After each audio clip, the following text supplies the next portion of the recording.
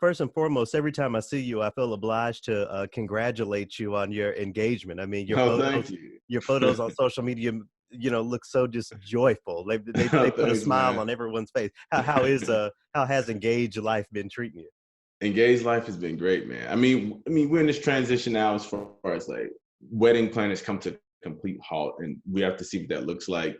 Since COVID's hit, and I'm out of a job for a year. At least symphony orchestra is concerned. So a lot of stuff is different now. But she just started her medical residency, so she's doing that. Her prelim year, she matched into dermatology, so just in internal medicine. So she saw all this COVID stuff going on, and so it's been engaged life has been great, and it's been hectic because just of the circumstances that have happened, her being in medicine, Yeah. she's on the front line. So, I'm thinking about her every day and trying to do what I can to make her life as easy as possible while she's in residency. So, yeah.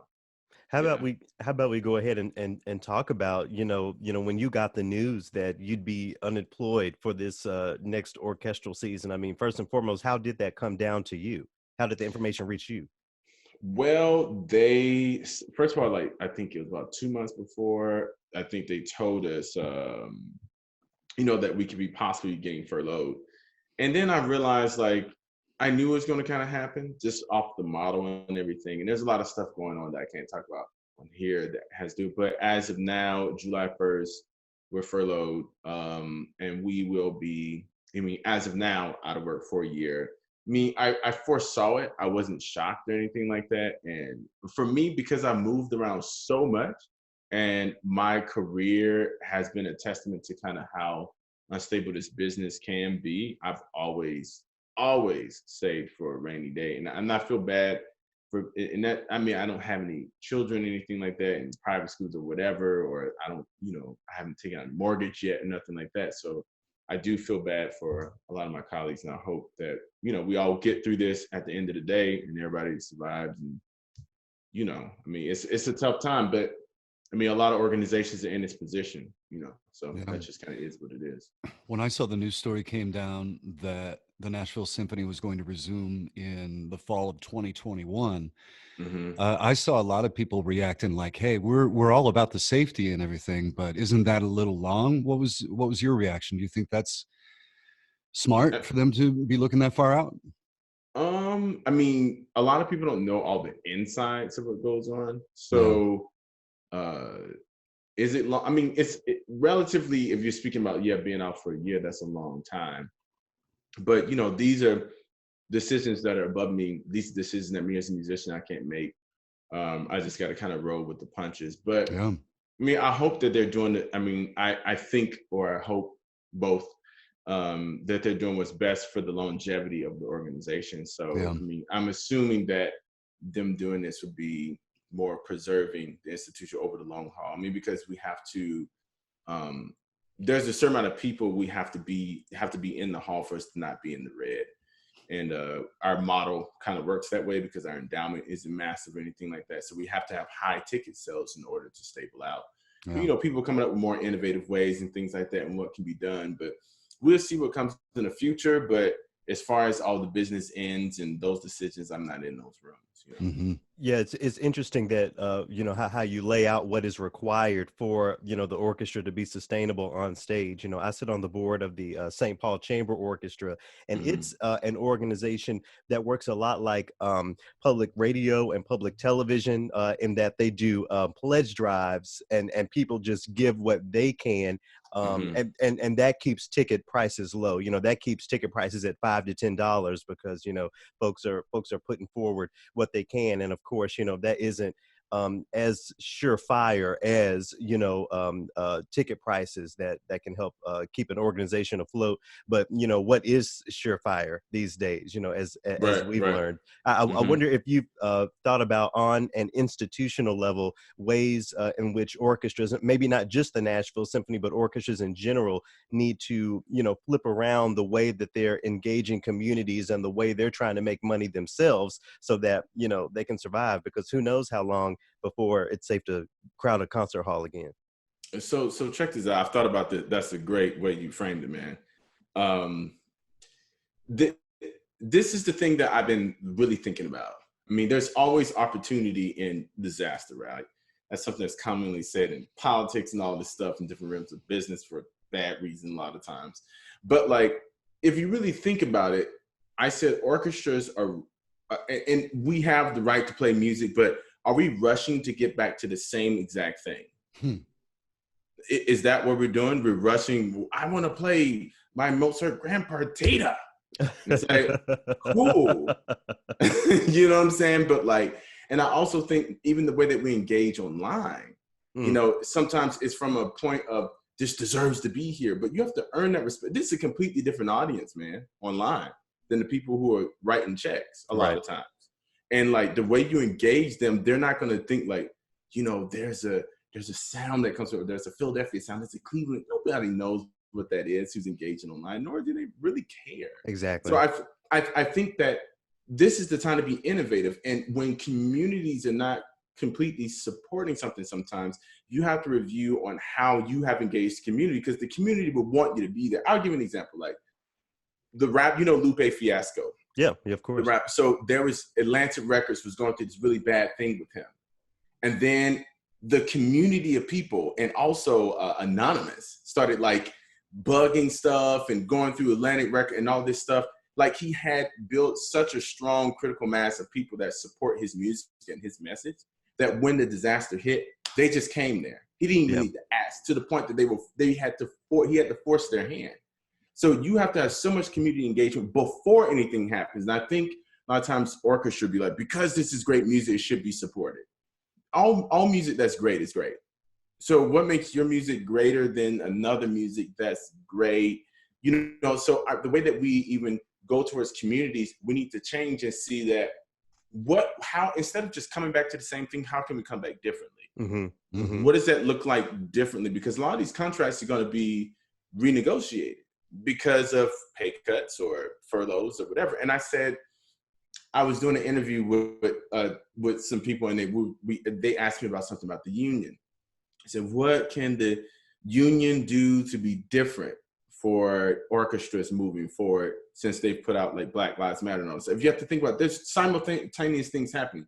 There's protests and there's a pandemic, and these things are simultaneously happening, but people are trying to get back to what normal looks like after a pandemic. But what does normal look like after a protest? Right.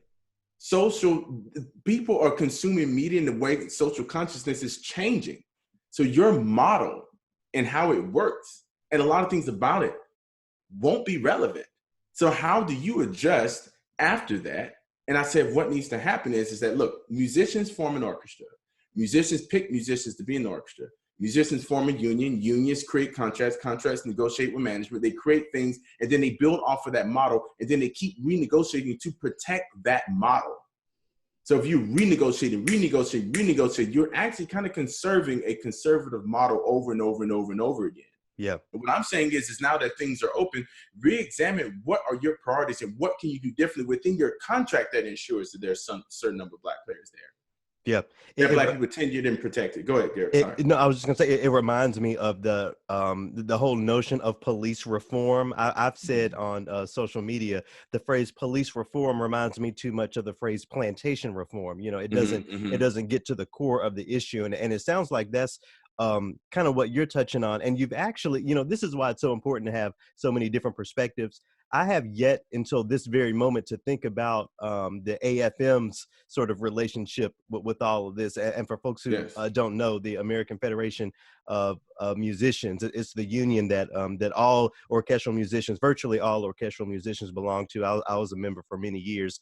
And, you know, hearing you say that they have openly affirmed that Black Lives Matter instantly makes me think of their responsibility to put action behind those words when it comes to the audition process, when it comes to who we're offering these jobs up to, or making sure see these jobs, you know, moving forward in a reality where maybe we can get into the concert hall again. I mean, I wonder if you could speak to that specifically, the AFM's responsibility to act beyond just those words that they've affirmed on their website.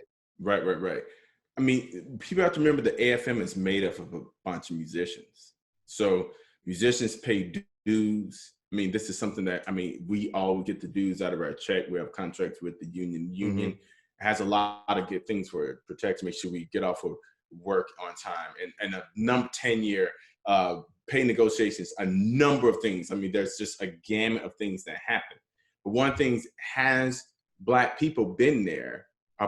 Has that been a part of your mission in the union? How many anti-racism trainings have been in there? How many people Black are in your union?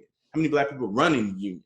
Like, if you're saying Black Lives Matter, then if you're saying the new phrase anti-racism, right? That's the new phrase that's going around now. Anti-racism is in action, then anti-racism must also be in action. It's not just a core belief system. It's what action item are you going to do to that? And I say, people, if it doesn't have a tangible result at the end of it, then what is it? Changing hearts is one thing, but a lot of Black artists are broke. A lot of Black artists are not in these cushy jobs with these pensions, and pensions are shrinking. That's a whole nother conversation. But as far as like tenured and professorships and health insurance, a lot of Black artists have had to string together things to just survive. Right. And then a lot of our ideas are taken from us in fellowships or whatever, and then they research the orchestra with all the pictures and stuff they put out. So I'm just thinking, to me, what can be done is that you need to look at the language. It's like anything else. And when orchestras say, you know what, we have a process in the way we do it, I call that states' rights. Like, we need to have a change on a national level. If you say an American orchestra, what does that look like? And I always ask people, when were your orchestras founded? And you say anti-racist, that means corrective action needs to happen. That means I need to bring your consciousness to a place that you don't think that what you're doing correctively is an advantage for me. It's actually corrective, because there's a debt that's owed. So it's not necessarily that I think people really mix up things and say, what, you want more? What more are you asking for? There's a process. There's a way this to be done. A process is nothing but a contract that people agreed on. But who was in the room when these contracts were agreed upon? Who's the majority of people who negotiated this contract, and do you have Black people in mind? And I'm always very, very strict when I say Black people, because you said Black Lives Matter. Now, I heard saying just in a diversity initiative, that is not absent of my solidarity with other oppressed groups of color and other oppressed groups. But if you're saying Black people, let's deal with that, the specificity of that issue. So if you say that, then you need to make sure that for Black people within your contracts and with all this stuff, that we make sure that we bring about corrective action, that your orchestra, your board, your management, your staff looks different. Because if you said it's an American orchestra, a lot of Black people have been here before most European people even step foot here. So every war, everything, we've been here, 1619. A lot of people in orchestras came here in the early 1900s on capital that Black people had built. So we need to talk about all that stuff. And then that gives us the real lens to have the conviction to do the right thing, and it won't seem so absurd to people within their lifetime. Yeah, absolutely. You use that phrase, corrective action, corrective measures, and that's something that I've really been, trying to get my organization to understand, the idea of cleaning up inside first before you make the outside look welcoming and open to, whoever else. I'm wondering if you felt any of that corrective action in light of some of the drama you went through before COVID hit and before the season was canceled. I understand there was a little bit of drama there between you and one of your colleagues, I suppose.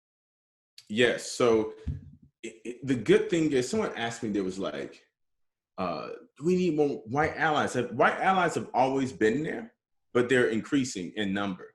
And people are learning what it really means to be an ally, not to just believe, but to actually do.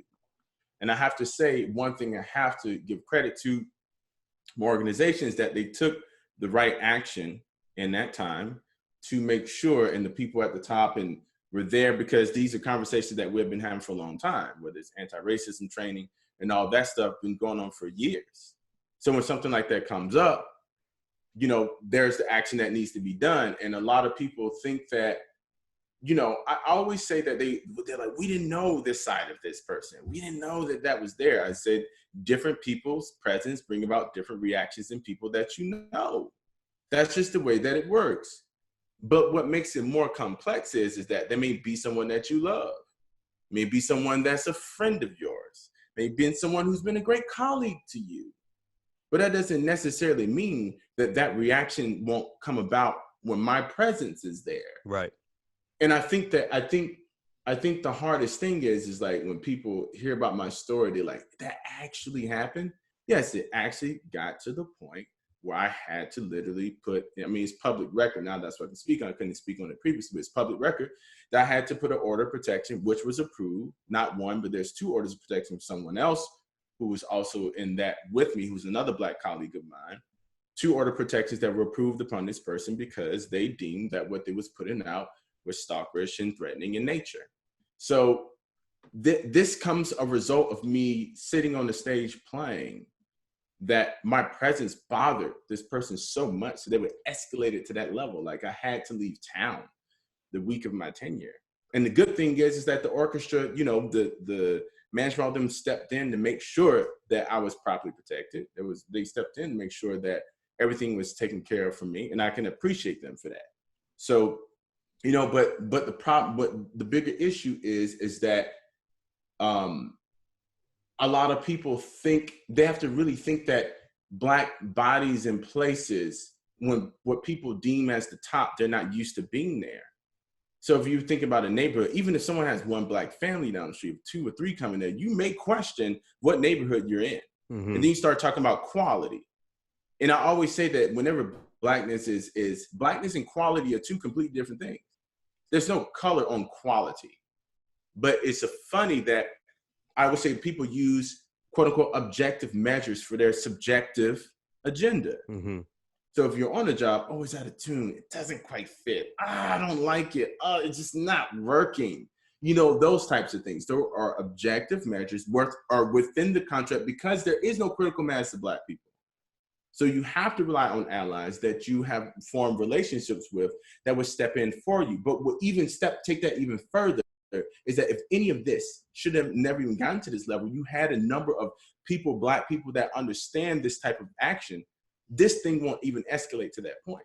It's not that I'm out here trying to change the hearts of everyone out there. It's just that I want the equal protection and I want the right to be there, and you should be able to leave me alone just like I leave you alone. So it's that type of thing, respect.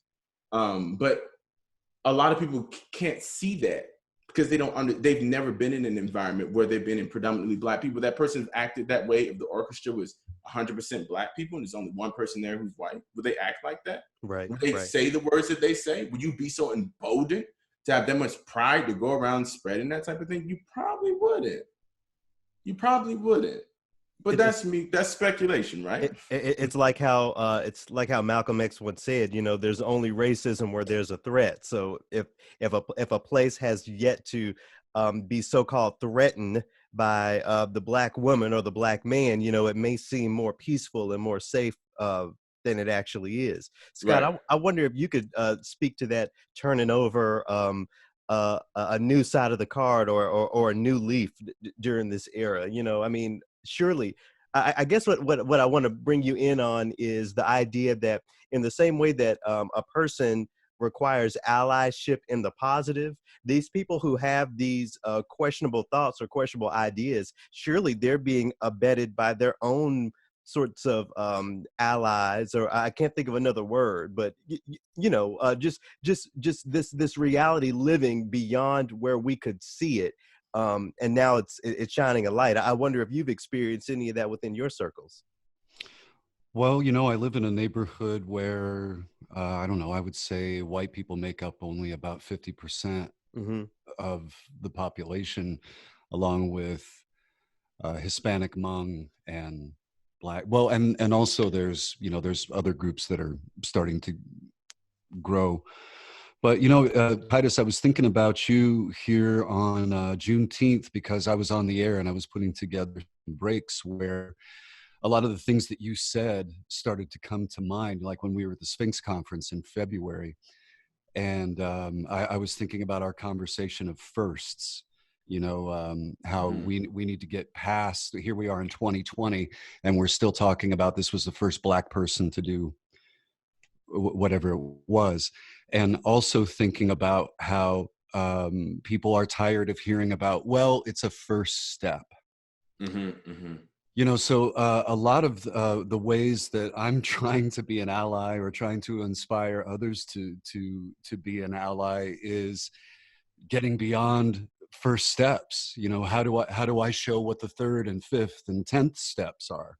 That's the sort of things that I'm thinking about. Garrett, I don't know if I'm actually answering your question Well, I think you're actually completely. yeah, I think you're hitting on something because it's very easy. You know, a lot of individuals and a lot of institutions have stepped forward to affirm, at least in word, that Black Lives Matter. But I agree with you, Scott, that you know it's about what's next. Those next steps. What are the actionable items? And Titus, it seems like you know those next steps is it's what's really separating you know those who have at least in my purview, those who have been engaged in these conversations and this work all along, and those who are trying to jump on the boat you know all of a sudden as a way of virtue signaling or being on the so-called right side of history. Right, right. Yeah, I mean, let me put it this way. Look, it's people tend, and we're talking about, let's talk about orchestra specifically, like, Yep. right? Look, I don't care if people have some different viewpoint than me politically. Don't care, to be honest with you.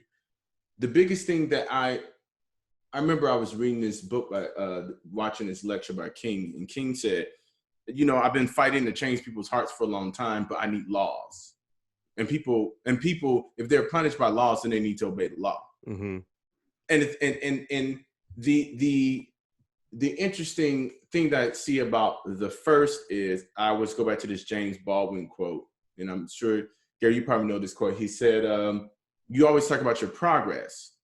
And you say, you need time for your progress.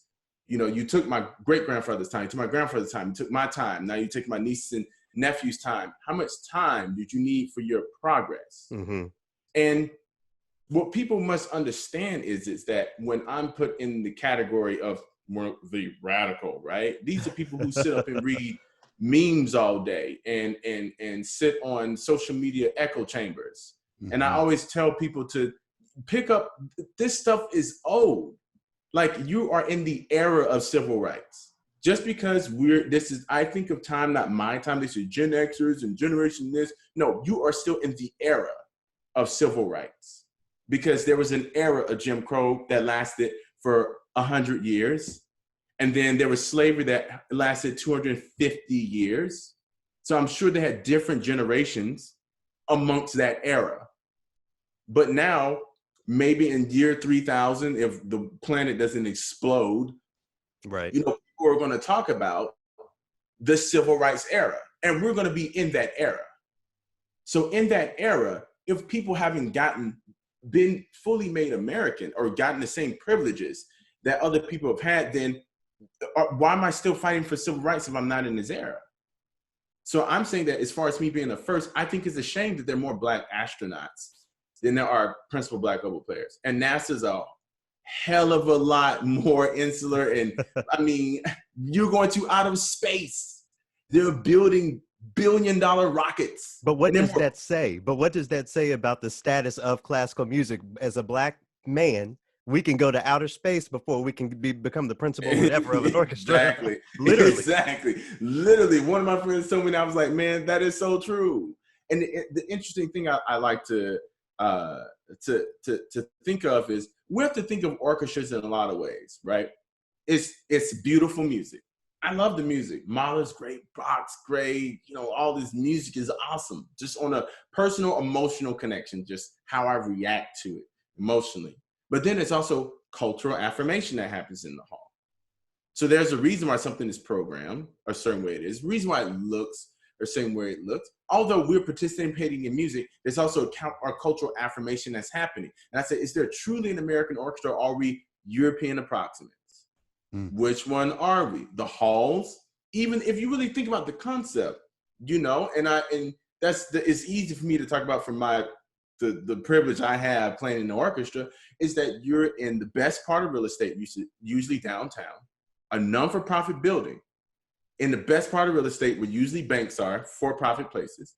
They pay people big salaries and give them tenure, protect them, and say that we think that this music is important, this culture is important, so therefore we would sink millions of dollars in this to culturally affirm this over and over, and you would negotiate contracts over. That's really, and then on top of that, we're not going to talk about where a lot of this capital has come from.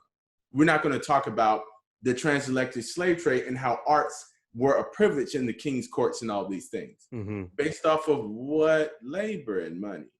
So exactly. If we really thinking about this, if you're going to teach me about Beethoven's Third, 1806, and when it was during that time, you got to tell me what's going on simultaneously in America at that time. Right. Bach's Cello Suite, what is simultaneously happening? And you would get the answer right there first. You would get the answer why isn't Florence Price in the canon? Why isn't Margaret Buns in the canon? Why isn't William Grant Still, but we play Gershwin? Why, when you get an all-black cast, you do Porgy and Bess was written by Gershwin, but we can't get a black composer primarily to do these things? So like, there is some dissonance that's there that people don't necessarily want to address. And I think if you look at the history right in the face, square in the face, you will get your solution. But I can say, oh, I feel a certain way about being the first. Yeah, I feel a certain way. I say bring the team, bring the culture, because if there are about 10 people there, then there's a cultural shift in the organization. It's not just Titus is there. Yeah. So I do think I do think that we have to do a deep dive of what this looks like. And I tell even my black colleagues, everybody, read up on this. You can be as pissed as you want to be, but unless you actually know what it is, then we're just going to be running in circles. And I actually wanted to get onto the topic of Black complicity, the question of Black complicity. But, you know, a lot of people have done their best to dance around some of the things that have caused a lot of these conversations, you know, the protests, some of the riots, you know. Black people on TV, on the radio, whatever, have done a great job of doing the whole, well, I don't condone X, Y, and Z, but I understand why it's happening. I wonder if you could speak directly to what you feel like a Black musician, a Black classical musician's response should be to some of the unrest we've been seeing. I mean, what can you say to the downtown city centers that have been hurt? I don't think I've seen a news story about a concert hall being wrecked or anything, but I mean, from your perspective, you know, how does the conversation of that so-called violence parlay into what we're trying to do on the classical music side of things, you know, to support, to not support, to condone, to not condone? I mean, the interesting thing of it is, it's like a lot of Black people in these spots walk on tightropes. And the reason why they're on tightropes, because they don't have a big enough, I always say, critical mass to feel supported if you were to speak out. And here's the other interesting thing about it. I remember I was watching this one person, and he said, I'll give my own personal view on it first, and then I'll go into that. I think that we're all part of those people. Black people in this country are part of that bottom caste that's here. There's a reason why, even if you step into a concert hall, I said, even the questions that we're asked on interviews, how was your experience as a Black musician? Yeah. We're in a field where majority of the people most of the time are privileged. There aren't any horror stories. That when they ask about struggles, about how hard did you practice and how did you, get this run at the beginning of Dvorak Cello Concerto, that's the struggle. And I said, a lot of times the struggle is, I said, so for some people, auditions are for sport, and for others, it's survival. Yeah. But we don't talk about that. We don't talk about when you're in a conservatory, and I was in Cleveland, and there's East Cleveland with my people over there. But I'm in University Circle with tons of security around it to go study classical music. Like, these things are simultaneously happening. There were Black people who were in orchestras years ago, while the Black Panthers are out on the street marching. So like, I think that people should really understand that no matter where you are tethered to that community, and it's not even your choice. Yeah. Whether you deny it or not, you are part of that cast, whether you like it or not, because you will be seen as one of them at some point, whether it's on the stage, off the stage, walking down the street. That reckoning will happen to you. Your blank wake-up call will happen at some point. So I really, and as far as like, I really want us as Black people to understand that like representation with no cultural capital means nothing. So me on that stage without playing a Black composer or reaffirming myself culturally in any way, I can still, that doesn't mean that I can't participate in the Bach or the Brahms. I can participate in that. But if this art form is absent of my people, absent, there's barely any repertoire there. There's barely any representation there. What does that mean? What does that mean? Is that a win for us? That I'm in proximity of what they deem to be great? And I always thought to myself, these platforms are used for leverage to even wake my own people up. Because sometimes they don't understand that they're putting more stock into something that doesn't even necessarily represent you totally. So I'm saying that as far as we are concerned, I say that when we want to play Black stuff, I push the concert hall to play more Black stuff. But I also say, how much stuff have you learned? Both. Yeah. And we have to hit all fronts. We're on the online medium now. When people said, hey, do you want to do something like Lift Every Voice? Black composer, arranger, let's do it now. Look at the impact it does. The reason why it's impact is people are looking for that. You have the cultural capital. So like, if you really think about it, we have to think about ways and creative ways that we can present our music. There's enough for us. Just get a click track together. Buy the music off the person, find a grant to fund the composer to write it for you, and just do it. But do you find value in that though? That's the question. Right. Is that valuable to you? Is the music itself and your culture valuable enough to you?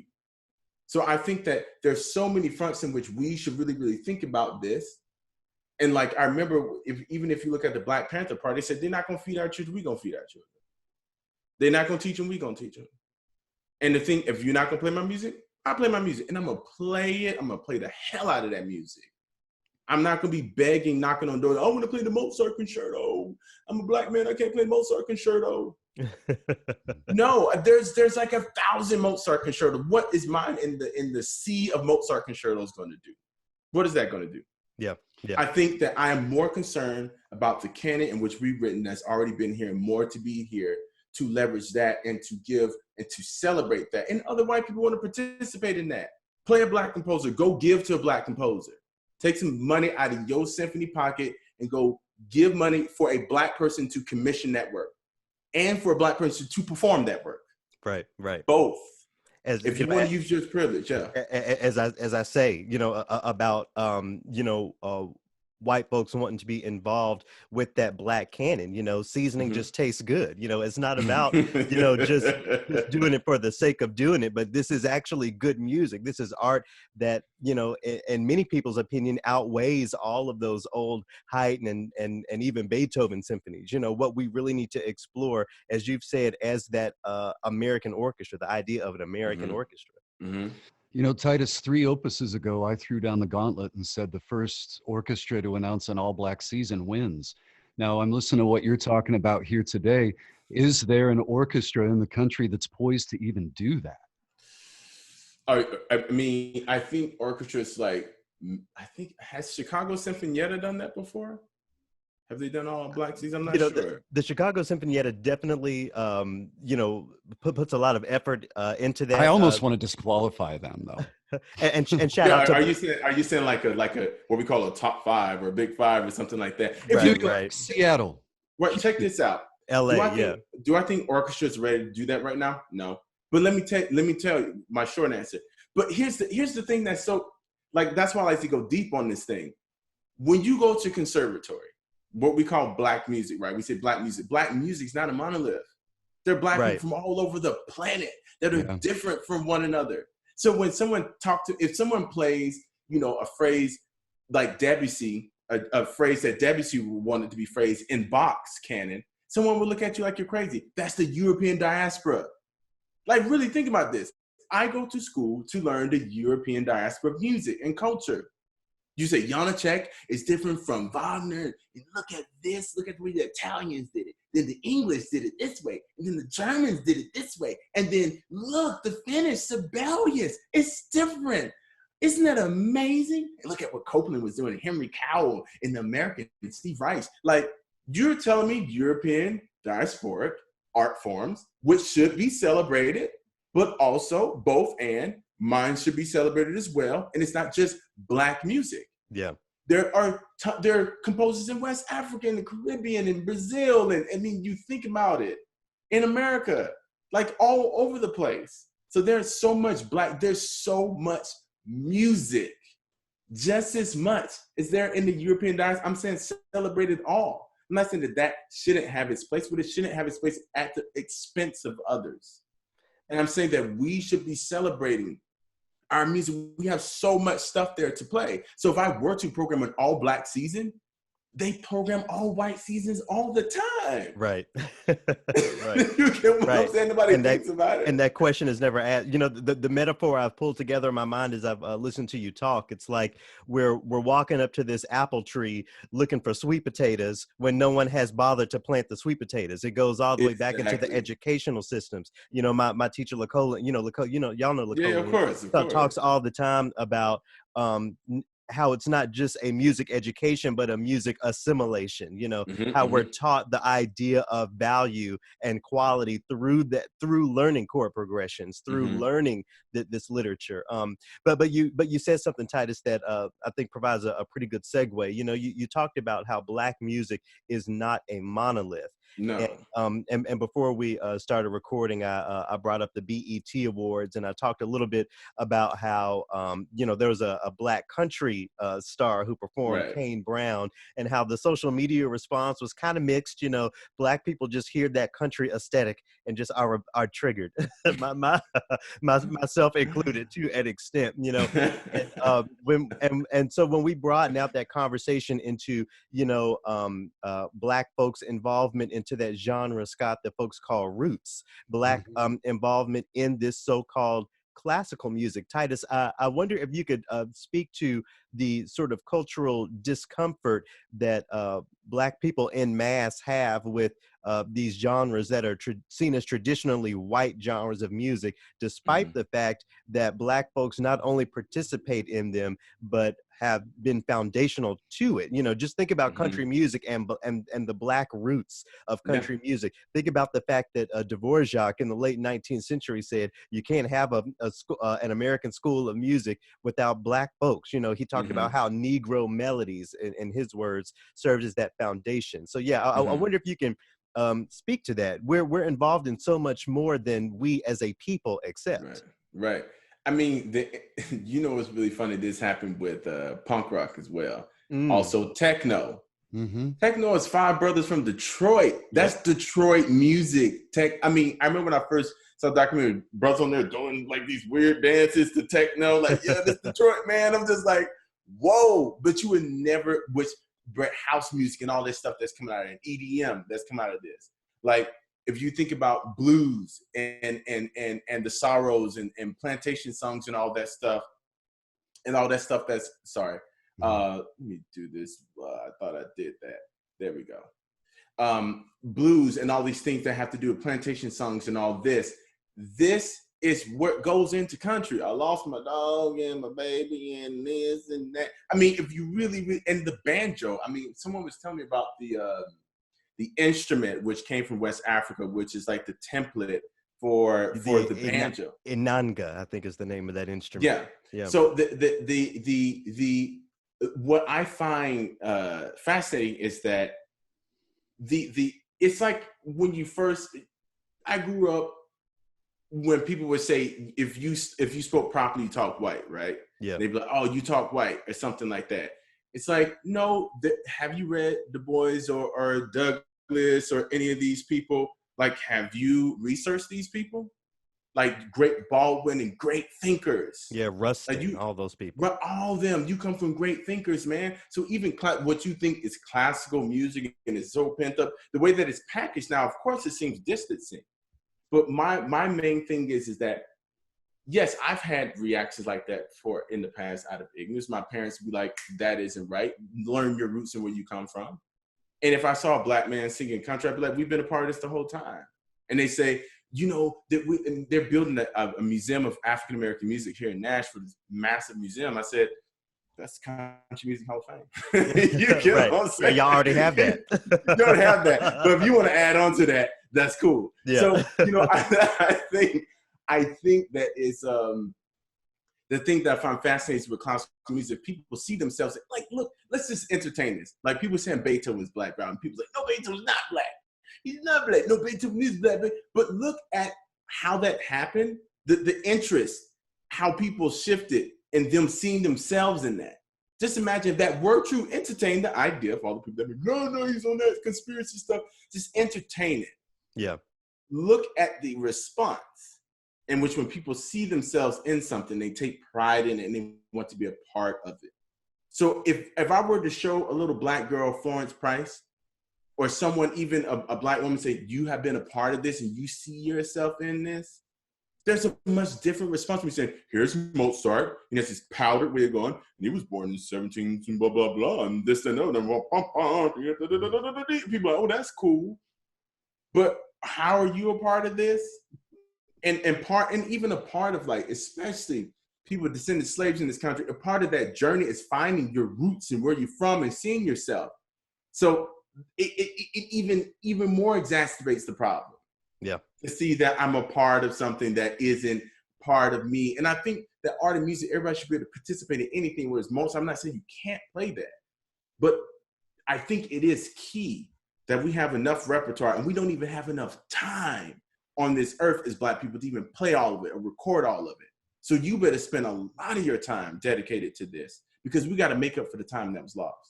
Yeah. Again, back to that idea of education, you know, teaching kids that, yes, Black people have been integral to country, to bluegrass, to blues, to roots, to American classical, you know, all of that. Scott, I think Titus's white man impression is almost better than yours is. No, I was just sitting here thinking, man, he covered about 6 months of conversation with some people that I know in the span of like 10 seconds. So that was really good. Yeah. So as this airs, you know, as we start to wrap up here, Titus, as this airs, we're pretty close to that so-called Independence Day. All right. A lot of people are looking at the Pledge of Allegiance a lot different, the national anthem, and I think in a way it's forced folks to look at the so-called Negro national anthem in a different way. Lift every voice, and of course you were involved with a very special arrangement of that made the rounds across the internet. It was performed at the League of American Orchestras digital convening that I was lucky enough to get to see. I wonder how your relationship with that song has changed or evolved during this time, or if it's a tune that you always stood up and took your hat off for. I mean, the Negro National Anthem, I had to grow up learning that. My mom used to pound that thing in our head like crazy. You so said like your grace, you sang the anthem, and then you could eat. Exactly. So like I had to know the Negro National Anthem. I had to know what that was. And you know, speaking of lift every voice, like my vision for that, putting the pictures together, directing that, and even getting the players together, asking the composer to, so I was the executive producer on that. So it was like my brainchild, that lift every voice, which is almost like, probably at this point, almost 1 million views at this point, which is insane. Yeah. It was released like three weeks ago. But the fascinating thing about it is that was always a part of me. And that's why I was able to come from a very deep place. And speaking of Independence Day, like 1776, I always ask people like, independence from who, and who had independence here? Like, just because it makes you feel uncomfortable doesn't mean that the conversations need to be had. And if the conversation isn't uncomfortable, then you're having the wrong conversation. Yeah, especially about American history. It's not pretty. My ancestors didn't own slaves. They came here after that. I get that. I hear that a lot from a lot of different people, but they had something to come to. And someone had to build that something to come to. And although you're not the person who owned the slaves, but Black people have inherited the cost of slavery, the cost of Jim Crow, the cost of mass incarceration. We have been there. And I think that this should be reflected in our art and our understanding. And it is, I find it a lot of times being a Black person, sometimes we spend our time running away from what it means, from Blackness, because it's a great weight to bear at times. Like if I'm on the stage and I see George Floyd, that's a great weight to bear, to see that. I'm in Tails and he is on the street near an exhaust pipe. So that's a lot, because I know that the first time I was harassed by cops, I was 14. And I had to talk with my parents about the police and how to navigate that space and all the oppressive measures that has caused heightened violence and all this stuff in our communities. I mean, I get the cost that we have inherited from that. So it is difficult in this time to be a Black classical musician. It really is, because it's really redefining what it means. And I had a colleague say to me, he said, you know what, they really see you as Black now. They see you as that now. Mm-hmm. You know, and there isn't my exceptionalism doesn't make me, when I was living, it doesn't absolve you from, you know, the cost of being Black. Exactly. So I think those are the things, when people point to me as this example, it makes it really hard at this time to say, what can I do better? What can I do more? What are the action items? What are the things I can demand from this position? How can we move as a block and demand from things in different positions? How can this work? Because I should be using the things that I have gained to help my community, because I am a part of that community and I come from that. So those are the hard things when you're thinking about, you know, 1776, Negro National Anthem, Juneteenth, which I grew up with, and now it's coming into the right now it's trendy, yeah. It's trendy now, and I even for some of my Black colleagues who have, you know, navigate these spaces so well and come into the new woke space, you got a lot to read and learn as well. Yep. All of us got a lot to read and learn. Everybody does, because America has always been a dichotomous society. There's always been two Americas. It's always existed. It's not like it's something new, because it's not something new. When it said, you know, home of the free, you know, the brave and liberty for all. This, when you define liberty, when you define what white is, you define what Black is, this is a dichotomous culture, and always has been. And when you're trying to make those intersect one another and actually talk about it, there's going to be some massive friction, because there's going to be a lot of stuff that looks really ugly about it. So I say lean into it, and to white allies have to lean into it. Like, just sitting there and let that burn for a long, burn. I don't want to feel bad for being a white man. I understand how you feel. I get it. But this is just the conversation for you. It is, you can leave the conversation and go back to comfort. Yeah. So I want people to really think about this in this serious way. And like I say, read, where do we go from here, Martin Luther King? Read New Jim Crow. Read these books, like understand what place you live in, because you live in a certain place doesn't mean that something isn't happening to someone else in the same country. Yeah, the weight of Blackness, you know, you keep saying that year 1776, you know, and we've been bringing up Mozart. That was the heat of his compositional career, you know. Mm-hmm. So I can't listen to a Mozart symphony or to an opera without thinking about, you know, my direct ancestors who were breaking soil while that was happening. So what does that mean now? What does it mean for me, for folks like us, to advocate for that music and not include that perspective? I sort of see it, I see it as my responsibility. I won't speak for you, but there's no way for me not to show that side of the coin when presenting that music. And as you said, it creates friction. It's uncomfortable for a lot of people, but I've grown comfortable with that discomfort from other people, because that's what it's going to take to, you know, get things moving. That discomfort. Yeah, like I said, Gary, people have to tell the full story. Tell the full story. It's like, yeah, if we're sitting here playing an Italian opera from the 1800s, like, and I'm there in my existence, especially as it pertains to the uplifting of this art form, there's nothing wrong with leaning into that. And I think the difference between this generation and other generations, they inherited seeing Trayvon Martin. They inherited seeing Black. It's different. It's not where there's just exceptionalism, but you really see what's been bubbling at the surface the whole time. And now that people are starting to say, I cannot run away from it, I can't just be complicit. We must investigate the whole thing, and it's going to go beyond your lifetime. The fight will go beyond the undoing.